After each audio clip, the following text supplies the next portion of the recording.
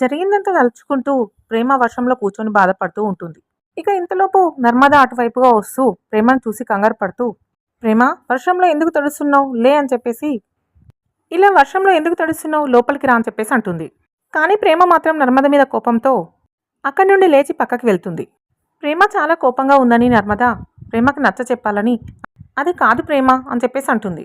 నర్మద మాట వినిపించుకోకుండా ప్రేమ, ఆ వల్లే ఎన్ని వేషాలు వేసింది, నిన్ను నన్ను ఎంత టార్చర్ పెట్టింది, నేను ట్యూషన్ చెప్పడానికి వెళ్ళిన విషయం ఇంట్లో చెప్పి ఎంత గొడవ చేసింది, ఈ ఇంట్లో మనం ఎవరూ లేని అనాథలం అయిపోయామని ఏడ్చాము, మర్చిపోయావా అక్క?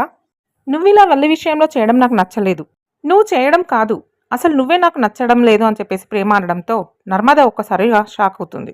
దయచేసి నువ్వు నాతో మాట్లాడొద్దని ప్రేమ చాలా కోపంగా చెప్పేవారికి, ఇంతలోపు నర్మద, ఏంటి ప్రేమ, నేను నీకు నచ్చట్లేదా, నేను నీతో మాట్లాడొద్దా, ఒకసారి నన్ను చూసి మాట్లాడు అని చెప్పేసి అంటుంది నర్మద. మరి నర్మద అన్న మాటలకి ప్రేమ ఏం సమాధానం చెప్తుంది? వల్లిని సపోర్ట్ చేస్తూ మాట్లాడిన నర్మదని ప్రేమ అర్థం చేసుకుంటుందా? తర్వాత ఏం జరుగుతుంది మళ్ళీ మన ఛానల్ చూద్దాం. Thank you friends, please subscribe my channel.